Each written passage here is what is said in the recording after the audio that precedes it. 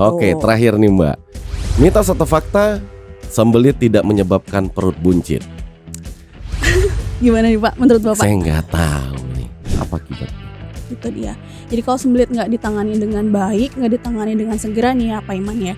Jadi itu bisa menyebabkan penyakit-penyakit yang lebih kronis.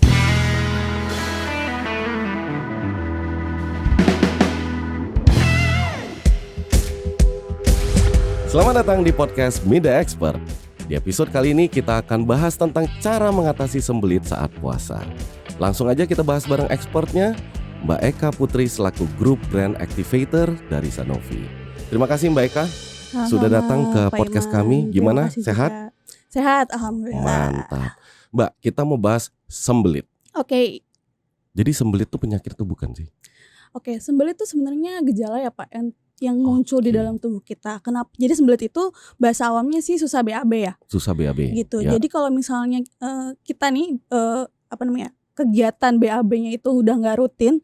Jadi kalau misalnya BAB-nya udah kurang dari 3 kali dalam seminggu, nah itu perlu waspada, itu udah muncul tanda-tanda susah BAB atau sembelit Pak gitu. Jadi sebenarnya sembelit itu apa dong? Apa maksud dari sembelit itu sendiri? Jadi sembelit itu sebenarnya adalah gangguan pencernaan yang terjadi karena adanya penurunan kerja dari usus, khususnya di usus besar ya atau di rektum gitu. Nah ini ditandai dengan frekuensi buang air besar yang kurang dari 3 kali dalam 1 minggu gitu ya. Terus juga bisa ditandai dengan fesesnya yang kering, terus juga keras. Jadi ditandainya dengan kalau misalnya kita mau pup tapi perlu pengejan yang ekstra gitu ya, harus lebih keras gitu pengejannya Pak gitu. Jenis sembelit ada banyak nggak sih Mbak? Nah kalau jenis sembelit itu ada 2 Pak sebenarnya. Jadi ada sembelit primer yang pertama, kemudian yang kedua ada sembelit atau konstipasi sekunder. Nah kalau sembelit yang primer itu adalah sembelit atau konstipasi fungsional yang penyebabnya itu nggak menentu. Karena sembelit itu sendiri penyebabnya bisa bermacam-macam. Jadi yang pertama bisa karena faktor kekurangan serat, yang kedua kekurangan cairan. Kekurangan asupan air putih ya gitu ya, minum airnya kurang gitu. Terus juga bisa karena stres nih Pak. Karena stres bisa ya? Betul. Jadi kalau misalnya kita terlalu banyak terlalu banyak pikiran gitu ya, stresnya itu bisa juga memicu timbulnya sembelit gitu Pak. Oke, tadi kurang cairan, berarti di bulan puasa ini juga bisa nih. Nah itu karena tuh kurang cairan. Jadi puasa ini juga masa-masa krusial ya yang perlu kita perhatikan juga ya, karena kita cuman makan dan minumnya waktu sahur dan berbuka gitu ya. Bisa jadi kita lalai nih asupan air putihnya, terus juga makanan yang kita konsumsi, misalnya kebanyakan gorengan nih, atau misalnya buka puasa makannya nasi padang gitu, yang bersantan gitu ya. Tunjang kikil, apalagi Pak itu Pak udah mimpi-mimpiin gitu dari siang gitu. Aku mau buka puasa pakai tunjang, pakai gulai kalap gitu kan. Kalap pasti semuanya mau dimakan. Nah itu bisa jadi pemicu dari sembelit itu sendiri Pak gitu. Nah sembelit itu hanya menyerang orang dewasa aja atau anak-anak juga bisa terserang sama sembelit? Nah sembelit itu memang umumnya terjadi pada orang dewasa, tapi nggak menutup kemungkinan juga terjadi pada anak-anak. Nah anak-anak ini juga banyak sekali Pak kasusnya, karena anak-anak juga mengalami ini kan Pak, kayak toilet training. Jadi anak-anak yang baru mulai belajar pup di toilet, nah itu kan mereka kadang-kadang suka, aduh ini nggak nyaman nih, atau aduh aku nggak mau, atau misalnya aku mau main jadi aku tunda-tunda nih pupnya. Nah itu bisa menyebabkan sembelit tuh Pak, karena penundaan buang air besar gitu. Nah bisa juga terjadi pada lansia gitu. Jadi tadi selain konstipasi primer ada juga sekunder. Nah yang sekunder itu adalah kondisi konstipasi yang disebabkan karena adanya penyakit lain gitu. Misalnya kayak contohnya diabetes. Nah itu juga bisa menyebabkan sembelit. Nah kalau misalnya lansia itu kan selain dia misalnya mobilitasnya kan sudah menurun ya Pak ya.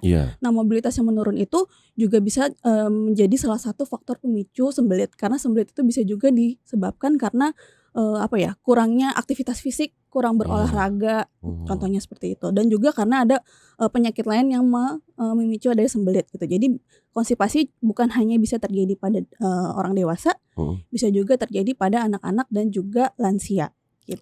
Oke, ini menarik nih pembahasannya. Kita bikin lebih menarik lagi ya. Jadi ada namanya nih mitos atau fakta. Siap. Jadi saya akan bacakan dulu ini mitos atau fakta, kemudian nanti Mbak Eka juga bilang ini mitos atau fakta. Siap. Oke, let's go. Swipers, mitos atau fakta tentang sembelit. Mitos atau fakta? Sembelit terjadi karena tidak cukup mengkonsumsi makanan yang mengandung serat. Mana? Oke, jadi itu fakta ya Pak ya? Fakta ya? Gitu. Jadi Oke. meskipun serat itu dapat membantu mengatasi atau mencegah sembelit gitu ya, tapi tidak semua kasus sembelit itu disebabkan oleh karena adanya kekurangan serat dalam tubuh atau dalam pola makan Oh, seseorang gitu Pak. Jadi tadi seperti yang oke. saya sebutkan, kalau sembelit itu bisa juga terjadi karena kurang olahraga, Mhm, mager gitu ya, mhm, kerjaannya rebahan mulu. mhm. Terus apalagi kalau puasa nih kan jadi kayak lemes gitu. Jadi Benar, maunya ya udahlah main HP rebahan gitu segala macam. Nah betul. itu bisa jadi pemicu sembelit dan yang lainnya adalah seperti apa namanya? Stres Mhm. atau kurang minum air putih Oke. gitu. Yang berikutnya, mitos atau fakta? Kopi dapat membantu menyembuhkan sembelit. Nah kalau kopi ini mitos ya Pak ya? Oh, mitos. Mitos. Oke. Jadi dia itu jadi kopi itu kan kandungannya kafein ya Pak ya gitu. Hmm, Jadi kafein itu memang bisa menstimulasi otot sistem pencernaan supaya berkontraksi. Jadi kan oke. memang kita tujuannya adalah untuk mengeluarkan feses gitu ya atau tinja yang ada di perut gitu supaya jadi kita memicu gerakan peristaltik namanya supaya tinja atau fesesnya itu bisa keluar. Cuman kopi ini Oke. dia selain dia bisa memicu adanya kontraksi di dalam saluran cerna, tapi dia juga ada apa ya efek yang namanya diuretik. Nah, efek diuretik ini adalah yang memicu tubuh untuk sering buang air kecil. Padahal semestinya kita butuh cairan di dalam tubuh untuk melunakkan feses, Pak. Gitu. Jadi sebenarnya kopi ini tidak efektif ya untuk mengatasi konstipasi atau sembelit gitu. Mantap. Yang berikutnya ya.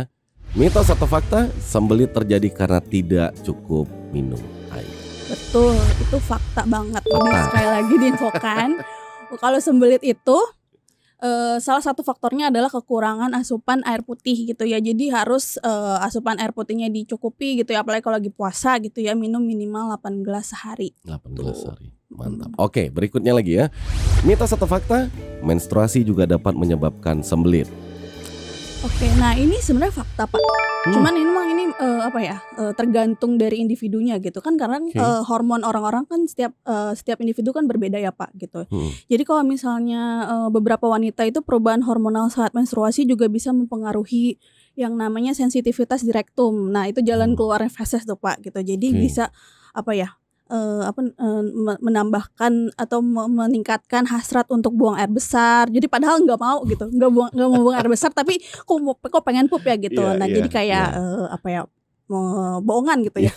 Pura-pura bukan pura-pura sih fiktif gitu ya. Iya, iya. Nah cuman sebenarnya namanya juga lagi menstruasi gitu ya atau lagi haid. Nah kan itu hormon naik turun ya Pak ya. Betul. Itu bisa menyebabkan stres juga gitu kadang-kadang pada beberapa wanita. Nah Oke. kembali lagi stres itu kan Menyebabkan, penyebab dari iya. sembelit itu Iya, sendiri iya. betul gitu. Oke, terakhir nih Mbak. Mitos atau fakta? Sembelit tidak menyebabkan perut buncit. Gimana nih Pak menurut Bapak? Saya nggak tahu nih. Perut- Harusnya sih ini mitos harusnya, tapi nggak tahu nih. Gimana? Pak Iman pernah sembelit nggak? Pernah? Pernah ya. Cuman samar ya. Buncit atau enggak gitu. Iya, betul.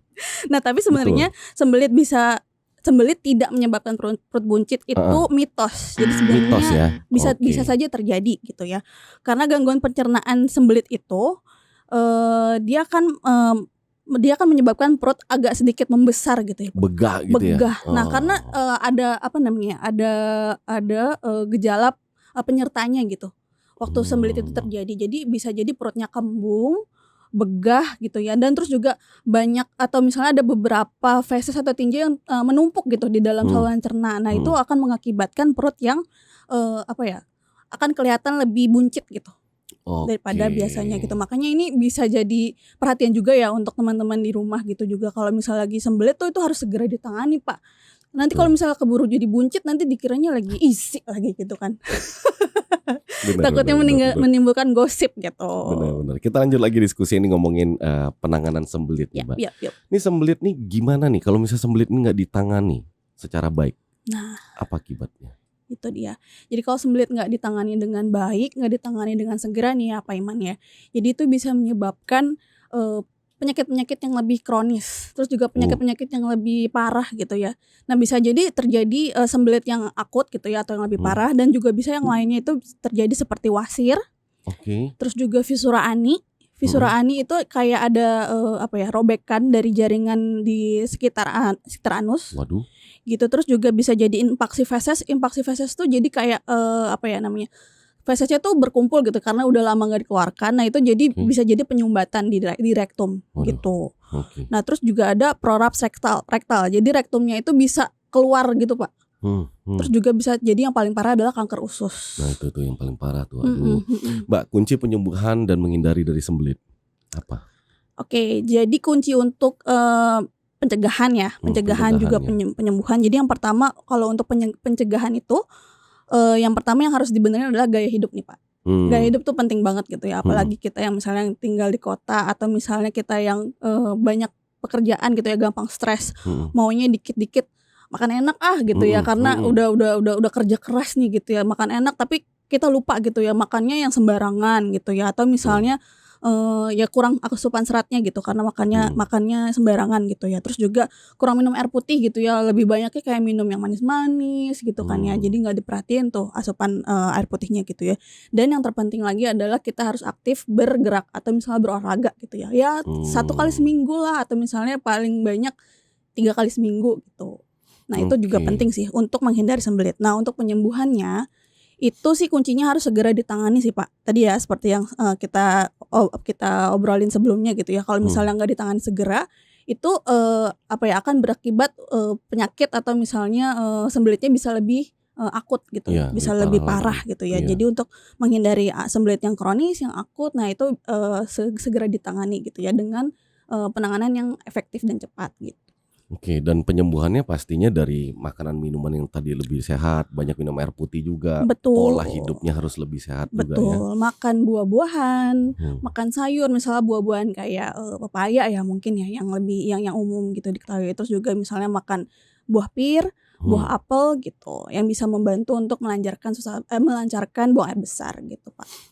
Oke, dan selain tadi itu cara penyembuhan secara alami, pasti ada cara lain juga. Oke. Iya kan? Pasti. Apa cara lainnya? Nah, jadi kalau sembelit itu kan adalah keadaan yang urgent ya Pak ya. Tadi mungkin Pak Iman tadi sebelumnya kita bincang-bincang kan itu adalah keadaan yang sangat tidak nyaman gitu ya. Betul. Aduh terus juga malu gitu ya kalau misalnya kita lagi kerja atau apa gitu kan, misalnya bolak-balik toilet tapi nggak keluar-keluar nih gitu ya. Itu pasti nggak nyaman banget. Nah itu pastinya kita butuh penanganan yang cepat yang pertama, terus juga yang efektif gitu ya. Jadi dan juga yang terakhir penanganannya itu harus yang terprediksi gitu ya. Karena kan kalau misalnya kita cari solusi yang udahlah misalnya kita minum air aja deh yang banyak. Itu kan kita nggak tahu ya misalnya kapan sih ini akan keluar semuanya gitu ya. Nah itu makanya kita butuh penanganan yang efektif, cepat dan terprediksi. Gitu. Dan satu lagi sih harus sedia Dulcolax. Nah itu dia Pak. Tuh kuncinya itu kan. dia Pak Iman sudah tahu. Iya udah tahu dong. Nah kan ini bulan puasa nih. Oke. Kenapa apotek itu harus stok yang banyak nih Dulcolax? Oke. Jadi Dulcolax ini mungkin teman-teman swipers ya kita bilangnya. Teman-teman swipers pasti udah tahu dong Dulcolax ini ya, brand Dulcolax atau dengan isi bisa kodel gitu ya. Jadi Dulcolax ini adalah solusi untuk melancarkan susah buang air besar gitu ya. Jadi kita punya beberapa varian nih gitu ya. Jadi ini bisa disesuaikan dengan kebutuhan pasien nih Pak Iman gitu ya. Jadi Dulcolax kita punya 3 varian nih Pak Iman ya. Jadi ada Dulcolax tablet, Dulcolax suppositoria sama Dulcolax tol atau Dulcolax sirup gitu ya. Nah Dulcolax ini juga udah terpercaya lebih dari 60 tahun nih Pak.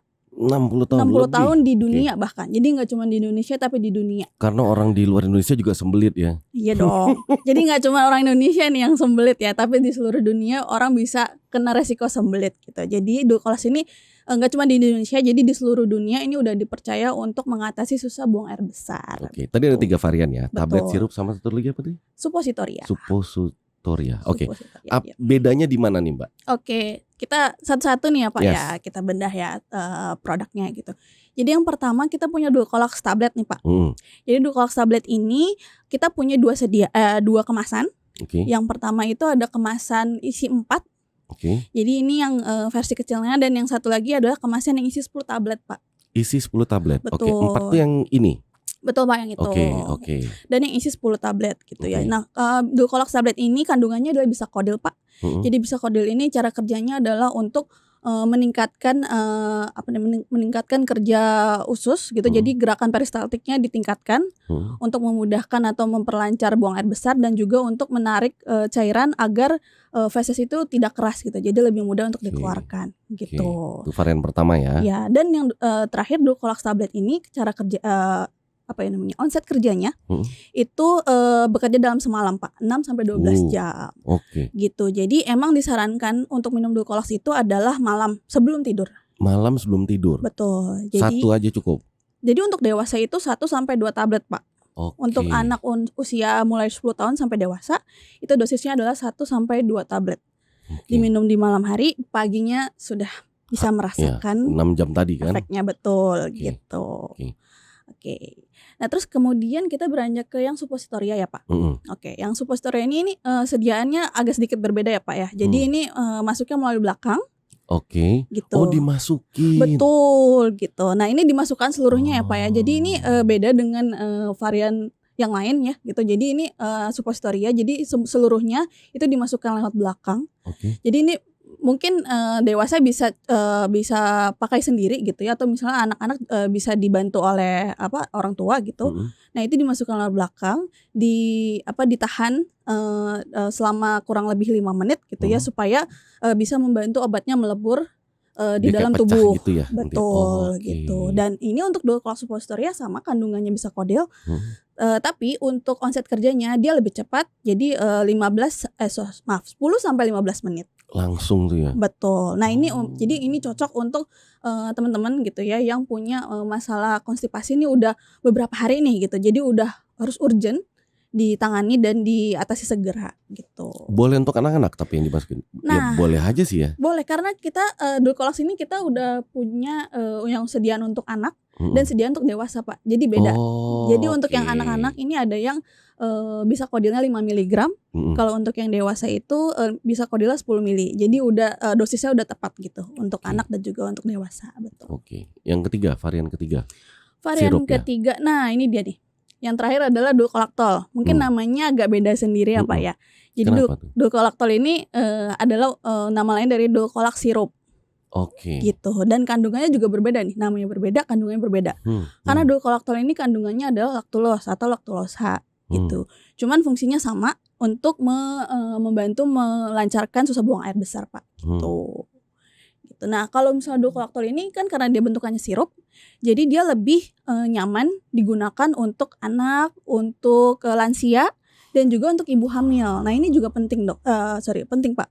Jadi Dulcolactol ini bisa digunakan oleh ibu hamil. Jadi ibu hamil itu kan punya resiko untuk mengalami sembelit Pak, gitu, karena dia rahimnya itu kan menekan rektum ya. Jadi itu berpotensi untuk terjadinya sembelit gitu Pak. Gitu. Nah, jadi Dulcolactol ini kalau untuk anak-anak, jadi dia itu penggunaannya bisa dicampur dengan susu, jus buah atau air gitu. Jadi pemberiannya lebih nyaman nih. Gitu. Nah, jadi yang ibu hamil itu hanya boleh yang sirup Dulcolactol ini atau juga boleh yang 2 lagi? Kalau yang 2 lagi itu harus sesuai dengan petunjuk dokter ya Pak. Gitu. Jadi kami rekomendasikan untuk konsultasikan dulu ke dokter jika memang terjadi konstipasi. Nah, untuk penggunaan Dulcolaxnya sesuai dengan anjuran dokter gitu. Jangka waktu pemakaian ini gimana nih? Kayak misalnya 3 hari masih belum sembuh juga, itu tetap boleh atau gimana nih? Kalau misalnya udah lebih dari 3 hari, memang kita sarankan untuk konsultasi ke dokter. Tapi yang jelas sesuai dengan leaflet dalam kemasan Pak, Dulcolax ini tidak boleh dipakai setiap hari berturut-turut gitu. Nggak boleh tiap hari dipakai setiap hari berturut-turut? Betul. Jadi mungkin ada beberapa orang mungkin yang beranggapan kalau Dulcolax itu menyebabkan ketergantungan. Tapi itu adalah hal yang salah karena konstipasi yang berulang itu adalah penyebabnya perubahan pola hidup yang tidak dirubah Pak gitu. Masuk akal. Ya kan? Ya, pola hidupnya tidak dirubah. Iya, betul. Jadi terjadi terus dong. Betul sekali, kan? betul sekali Pak. Gitu. Kalau tidak dirubah pola makannya, terus misalnya pola hidupnya, kurang olahraga gitu ya, jarang gerak, ya sama-sama aja dong gitu. Sembelit terus. Akan terulang lagi sembelitnya gitu. Terus kesannya jadi Dulcolax gitu. Betul Pak, gitu. Boleh kasih tahu aturan atau yang sebenarnya gini. apoteker nih, para apoteker, teman-teman kita sejawat ini, mereka menurut Mbak udah mengedukasi pasien dengan baik dan benar nggak kalau misalnya masalah sembelit dan kawan-kawannya? Apakah maksud saya gini, primer dan sekunder tadi kalau balik ke awal, itu hal yang memang pasti sudah diketahui sama apoteker apa tidak? Seharusnya sih ya Pak ya. Jadi edukasi itu memang yang jadi tahap awal bagi apoteker di apotek gitu ya, untuk mengedukasi pasien gitu ya. Misalnya ditanya dulu ya konstipasi atau sembelitnya atau susah BAB-nya sudah berapa hari gitu ya. Terus misalnya keluhannya apa lagi gitu ya, apa misalnya festasnya keras atau misalnya nggak keluar gini ya, atau misalnya saya harus mengejan lebih keras gitu ya. Nah itu dari situ mungkin akan ada pertanyaan yang lebih dalam lagi gitu ya, untuk mengindikasikan oh ya ini sembelit gitu ya. Jadi harus pakai Bisakodil gitu ya, atau pakai Dulcolax seperti itu Pak. Kenapa saya tanya gitu? Karena biasanya orang lebih akrabnya tuh Dulcolax yang tablet. Oke, Nah, betul. jadi mungkin bisa jadi kan konsumen juga bingung kan, Yap. kapan saya harus minum yang tablet, kapan saya harus minum yang dimasukin tadi ke anus, Oke. kapan saya minum yang sirup gitu loh. Oke. Jadi intinya kalau misalnya yang tablet ini adalah sembelitnya itu intensitasnya ringan ya, ringan ke sedang. Oh, ringan ke sedang, tablet lah itu. Tablet, betul. Nah kalau udah sedang ke berat itu bisa kita rekomendasikan Dulcolax yang Supo Pak. Supo, Jadi yang oke. penanganannya cepat, yang 10-15 menit itu sudah terasa efeknya gitu. Nah kalau sirup untuk yang Kalau lansia yang- sama anak-anak, Betul, cocoknya ke situ untuk ya. lansia dan anak-anak. Dan kalau Dulcolax ini terhitungnya seperti treatment ya Pak, karena dia bekerjanya 24-48 jam. Oh Gitu. iya ya, tadi dari durasi beda-beda ya. Betul. Tadi 6 jam, kemudian 10-15 menit, yang Iya. ini 24 jam. Iya, tepat sekali. Oke, nah untuk harganya gimana nih Mbak Eka? Oke Pak, jadi kalau misalnya Dulcolax tablet ini harganya kita jual sekitar 11 ribuan Pak, untuk yang isi 4, untuk yang isi 10 itu di harga 20-22 ribu gitu ya di toko. Sedangkan untuk yang Dulcolax suppositoria itu untuk yang varian anak harganya per suponya itu di harga 25 ribu. Nah satu box itu isinya 6 kalau yang anak. Kalau yang dewasa itu harganya 36 ribu per suponya, isinya 5 supo per boxnya, per kemasannya gitu. Sedangkan yang terakhir untuk Dulcolax atau Dulcolax sirup ini dijual sekitar 80-85 ribuan di toko. Oke, terus kalau swipers pengen cari obatnya di mana nih adik? Oke, kalau swipers pengen dapetin produknya itu kita all varian ini, yang tablet, yang Supo, yang Dulcolax, yang sirup ini sudah tersedia di apotek dan toko obat berizin. Nah kalau misalnya yang sirup dan juga tablet itu juga bisa ditemukan di Health and Beauty, toko Health and Beauty, terus juga di minimarket dan juga supermarket Pak. Swipers, pastikan apotek milik Swipers sudah stok produk Dulcolax, dan bagi yang belum punya stok produk Dulcolax, langsung aja cek di Swiperex Belanja. Mumpung stoknya masih ready, buruan check out, jangan sampai kehabisannya. Baik Kak, thank you so much. Thank you udah Pak. datang, udah banyak mau memberikan informasi. Siap. Ya, yang pasti teman-teman apoteker dan Swipers pasti juga makin mengerti tentang sembelit dan Dulcolax tentunya. Ya, oke. Terima kasih juga buat Swipers yang sudah nonton. Jangan lupa untuk like, share, dan subscribe akun YouTube kami, serta nyalakan fitur notifikasinya supaya bisa tetap up to date dengan konten-konten kami yang berikutnya. Sampai jumpa di episode berikutnya. Meet the Expert, podcastnya apoteker. Salam sehat.